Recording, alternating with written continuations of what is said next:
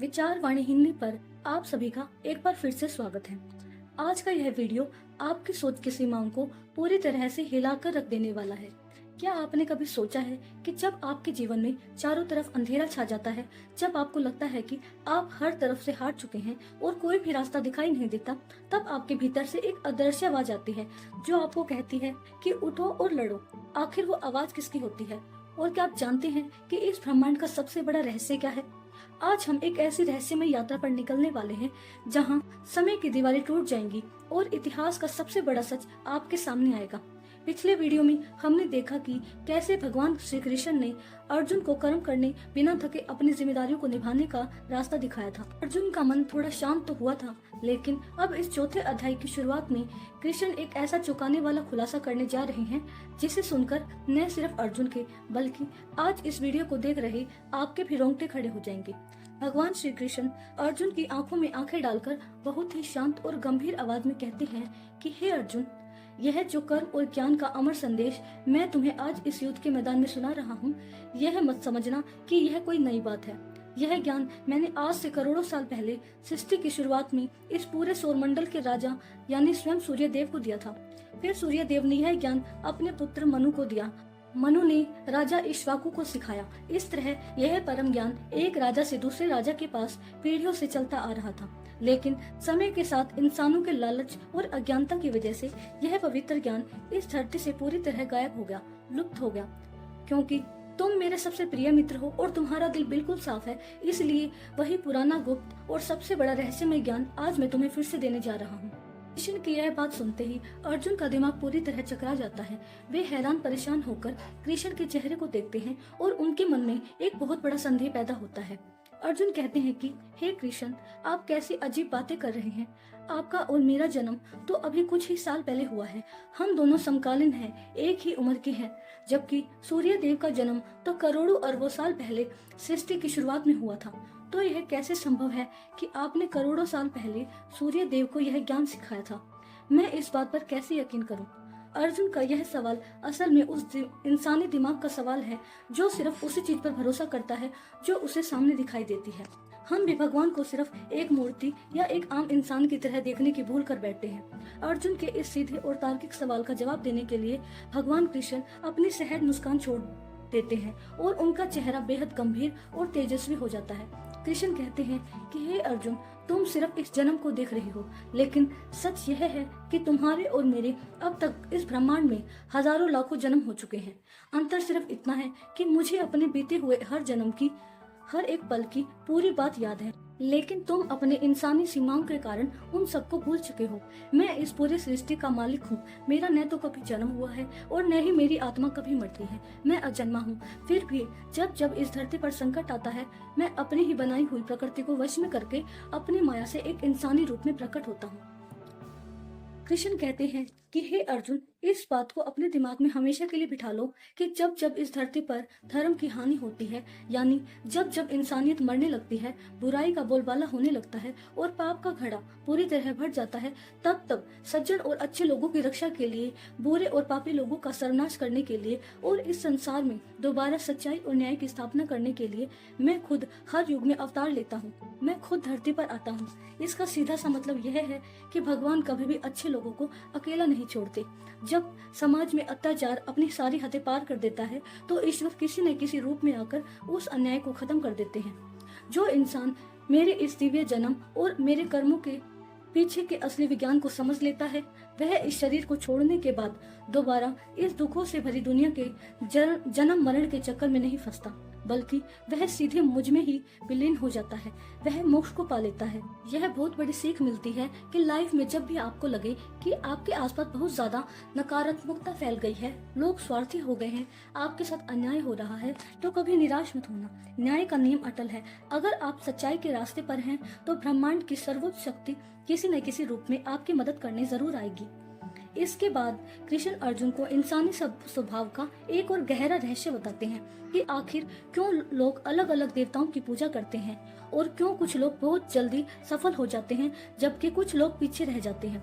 कृष्ण कहते हैं कि इस संसार में ज्यादातर लोग अपने कर्मों का तुरंत फल चाहते हैं। वे शॉर्टकट ढूंढते हैं। उन्हें रातों रात कामयाबी चाहिए होती है, इसलिए वे अलग अलग शक्तियों या देवताओं की पूजा करते हैं, क्योंकि इस इंसानी दुनिया में कर्मों का फल बहुत जल्दी मिल जाता है। लेकिन कृष्ण कहते हैं कि असली समझदारी शॉर्टकट में नहीं, बल्कि अपने स्वभाव को पहचानने में है। वे कहते हैं कि मैंने ही इंसानों के गुणों और उनके पसंद के आधार पर समाज को 4 अलग अलग कामों में बांटा था। लेकिन याद रखो, उस व्यवस्था को बनाने के बाद मैं खुद किसी के बंधन में नहीं हूँ, क्योंकि मुझे किसी काम के बदले कोई फल नहीं चाहिए।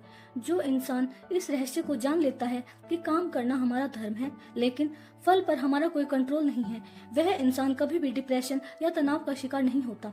आज के समय में हमारे दुखों की सबसे बड़ी वजह यही है कि हम काम शुरू करने से पहले ही उसके परिणाम के बारे में सोचने लगते हैं। हम सोचते हैं कि अगर मैं फेल हो गया तो क्या होगा, अगर मुझे प्रमोशन नहीं मिला तो क्या होगा। इसी ओवरथिंकिंग की वजह से हम अपना आज का काम भी ठीक से नहीं कर पाते। कृष्ण कहते हैं कि अतीत में जितने भी बड़े बड़े महापुरुष हुए हैं, उन्होंने इसी रहस्य को समझकर अपने सारे काम किए और इतिहास में अमर हो गए। इसलिए तुम भी अपने मन के सारे डरों को बाहर निकालो और अपने पूर्वजों की तरह अपने कर्तव्य को पूरा करने के लिए खड़े हो जाओ। वे कहते हैं कि अर्जुन, अच्छे से अच्छे बुद्धिमान लोग भी इस उलझन में फंस जाते हैं कि कर्म क्या है और अकर्म क्या है, यानी कौन सा काम करना सही है और कौन सा काम करना सही नहीं है। मैं तुम्हें वो गुप्त बात बताता हूँ जिसे जानने के बाद तुम दुनिया के हर पाप और बंधन से मुक्त हो जाओगे। कृष्ण कहते हैं कि जो इंसान कर्म में अकर्म देखता है और अकर्म में कर्म देखता है, वही इंसानों में सबसे बुद्धिमान है। यह सुनने में थोड़ा कठिन लग सकता है, लेकिन इसका मतलब बेहद सीधा और सरल है। कई बार हम बाहर से बहुत बड़े बड़े काम कर रहे होते हैं, लेकिन हमारे मन के भीतर कोई स्वार्थ नहीं होता। हम सिर्फ अपनी जिम्मेदारी निभा रहे होते हैं, तो ऐसा बड़ा काम भी अकर्म बन जाता है, यानी उसका कोई पाप या बंधन हमें नहीं लगता। वहीं दूसरी तरफ अगर कोई इंसान बाहर से चुपचाप हाथ पर हाथ धरकर बैठा है, लेकिन उसके मन के भीतर दूसरों के लिए नफरत, जलन या षड्यंत्र चल रहा है, तो उसका वो खाली बैठना भी एक बहुत बड़ा कर्म यानी पाप बन जाता है। असली बात यह नहीं है कि आप बाहर से क्या कर रही हैं। असली बात यह है कि उस काम को करते समय आपकी नीयत क्या है, आपकी भावना क्या है। जिस इंसान के सारे काम बिना किसी कामना के, बिना किसी लालच के और बिना किसी अहंकार के होते हैं, उसके सारे के सारे कर्म ज्ञान की एक ऐसी पवित्र आग में जलकर भस्म हो जाते हैं जिसे कोई भी सांसारिक बंधन छू नहीं पाता। ऐसा व्यक्ति दुनिया की नजर में भले ही बहुत बड़ा बिजनेस चला रहा हो या युद्ध लड़ रहा हो, लेकिन अंदर से वह पूरी तरह आजाद और शांत होता है। वीडियो के इस आखिरी और सबसे महत्वपूर्ण भाग में कृष्ण ज्ञान की तुलना एक ऐसी दिव्य आग से करते हैं जो जीवन की हर समस्या को पल भर में सुलझा सकती है। कृष्ण कहते हैं कि हे अर्जुन, इस संसार में ज्ञान के समान पवित्र करने वाली कोई दूसरी चीज नहीं है। जिस तरह जलती हुई आग लकड़ियों को राख में बदल देती है, ठीक उसी तरह ज्ञान की यह महाअग्नि इंसान के पुराने से पुराने पापों को, उसके डरों को और उसकी चिंताओं को जलाकर भस्म कर देती है। अगर कोई व्यक्ति दुनिया का सबसे बड़ा पापी भी हो, तब भी वह ज्ञान की इस नाव पर बैठकर दुखों के इस समुद्र को बहुत आसानी से पार कर सकता है। लेकिन यह ज्ञान किसे मिलता है? कृष्ण साफ कहते हैं कि यह ज्ञान केवल उसी को मिलता है जिसके मन में गहरी श्रद्धा होती है, जो अपनी इंद्रियों को वश में रखता है और जो लगातार सीखने के लिए तैयार रहता है। जिस इंसान के मन में हमेशा शक रहता है, जो हर बात पर संदेह करता है, जिसका कोई विश्वास नहीं होता, उस इंसान का न तो इस लोक में कोई भला होता है और न ही परलोक में। संदेह यानी शक ही इंसान की बर्बादी का सबसे बड़ा कारण है। इसलिए कृष्ण अर्जुन को अपना अंतिम संदेश देते हुए कहते हैं कि हे भारतवंशी अर्जुन, तुम्हारे दिल में अज्ञानता के कारण जो यह संदेह और डर पैदा हुआ है, इसे अपने ज्ञान की तलवार से काट डालो। अपने भीतर के इस संशय को हमेशा के लिए खत्म कर दो। उठो और अपने मन को मजबूत करो, योग में स्थित हो जाओ और इस धर्म के युद्ध के लिए खड़े हो जाओ।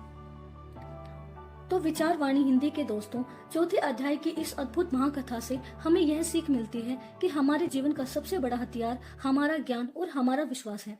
जब तक आप खुद पर और उस परम शक्ति पर भरोसा रखकर सही रास्ते पर चलते रहेंगे, दुनिया की कोई भी ताकत आपको हरा नहीं सकती। अपने मन के शक को दूर कीजिए और आज से ही अपने कर्तव्यों को पूरी निष्ठा से निभाना शुरू कीजिए। लेकिन कहानी में अब एक ऐसा यू टर्न आने वाला है जो आपको एकदम हिलाकर रख देगा। अगली वीडियो में हम प्रवेश करेंगे गीता के 5वें अध्याय कर्म संन्यास योग में। वहाँ अर्जुन कृष्ण से एक ऐसा टेढ़ा सवाल पूछेंगे जो हम सबके होश उड़ा देगा। अर्जुन कहेंगे कि कृष्ण, आप कभी कहते हो कि सब कुछ छोड़कर सन्यासी बन जाओ और कभी कहते हो कि कर्म करो। आप मुझे बार बार इस कश्मकश में क्यों डालते हो? आखिर इन दोनों में एक बेस्ट रास्ता कौन सा है? क्या है कर्म को छोड़ने और कर्म को करने के बीच का वो गुप्त रास्ता जिसे जानकर कोई भी आम इंसान अपनी रोजमर्रा की जिंदगी जीते हुए भी परम शांति को पा सकता है? इस महारहस्य से पर्दा उठेगा हमारे अगले वीडियो में। उस वीडियो को बिल्कुल भी मिस मत कीजिएगा। विचारवाणी हिंदी को अभी सब्सक्राइब कर लीजिए, इस वीडियो को लाइक कीजिए और कमेंट बॉक्स में पूरी श्रद्धा के साथ लिखिए जय श्री कृष्ण। मिलते हैं अगले अध्याय के एक नए और अद्भुत रहस्य के साथ। तब तक के लिए सकारात्मक रहिए और अपने कर्म करते रहिए। धन्यवाद।